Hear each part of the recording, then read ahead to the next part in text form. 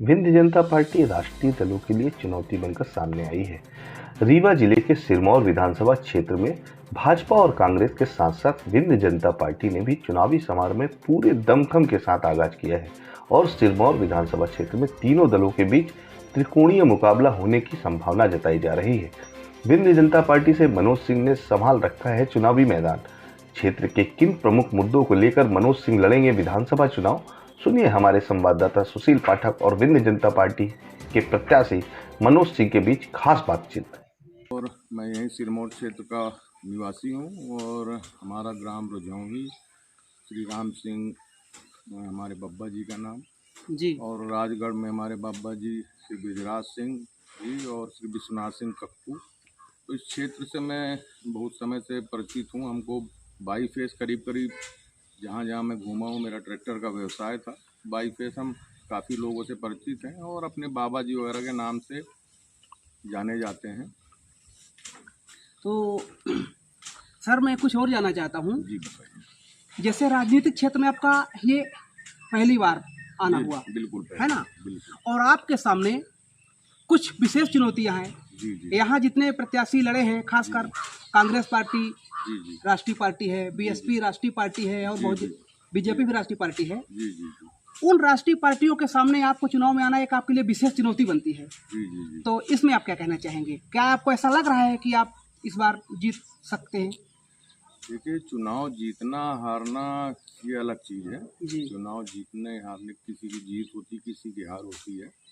हर कोई नहीं जीतता है, लेकिन हम जनता का दिल जरूर जीत रहे हैं, है ना। चुनाव जीते या नहीं जीते, और हमारी जो मांग है, इन सब पार्टियों के सामने हमारी जो मांग है ना, वो हमारा विरोध कर सकते हैं और ना हमारे लिए कुछ अच्छे कर सकते हैं। हम जो मांग लेके चल रहे हैं, हमारे पार्टी के संस्थापक माननीय नारायण पंडित जी, मैं उनकी पार्टी से लड़ा हूँ चुनाव। क्या नाम पार्टी का? विंध्य जनता पार्टी नाम है हमारे का। चुनाव चिन्ह गन्ना है। जी, हम विंध्य प्रदेश की मांग करते हुए लड़ रहे हैं कि हमारा विंध्य हमें वापस लौटा दें। उसका क्या है ना, और भी बड़े राजनीतिक दलों के नेताओं ने हमेशा विंध्य की बात की है, लेकिन विंध्य के बारे में कभी कुछ किया नहीं, सिर्फ उसका राजनीतिक फ़ायदा लिया है। और हमें नहीं मालूम कि आज के राजनेताओं को या जो भी इस राजनीति के अंदर है, उन्हें विंध्य प्रदेश पुराने की जानकारी है कि नहीं।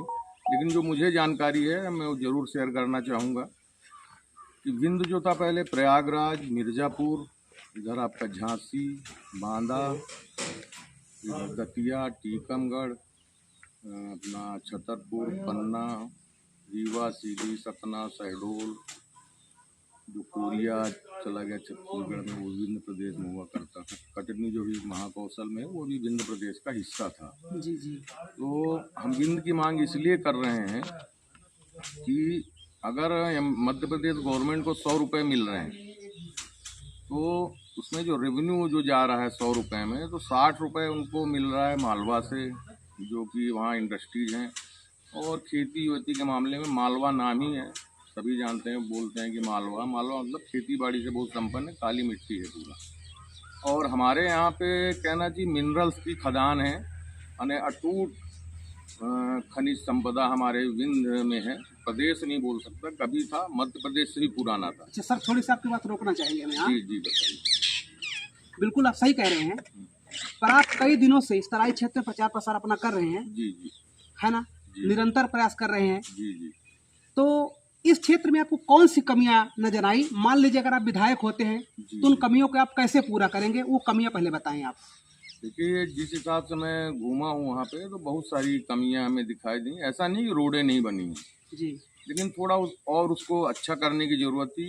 हम कहते हैं अगर रोडें बनी हैं तो कुछ गांव क्यों छूट रहे हैं।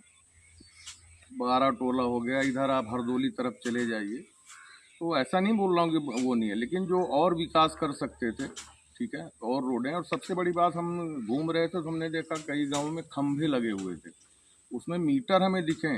अगर मीटर लगे हैं तो देखिए, तो बल्ब भी जुला देते उसके अंदर, तो एक रोशनी भी रहती, अंधेरे में गांव रहता है। तो छोटी छोटी समस्याएं, और यहाँ की जनता क्या है, इन सब चीज़ों की बात नहीं करती है।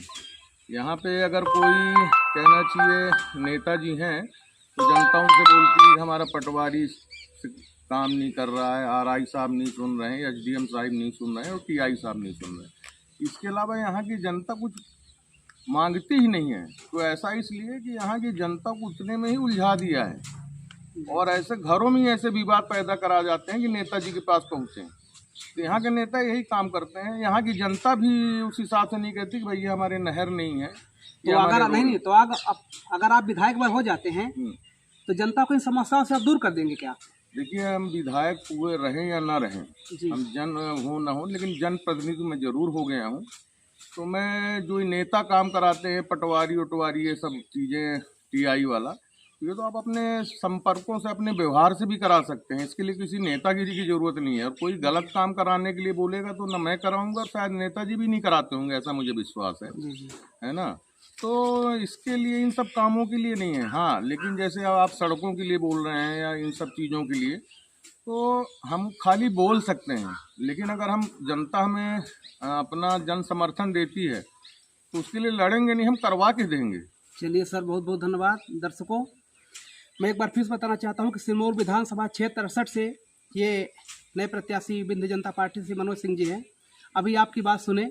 चलिए सर, आपने हमें एक अपना मूल्य समय प्रदान किया, इसके लिए आपको बहुत बहुत धन्यवाद।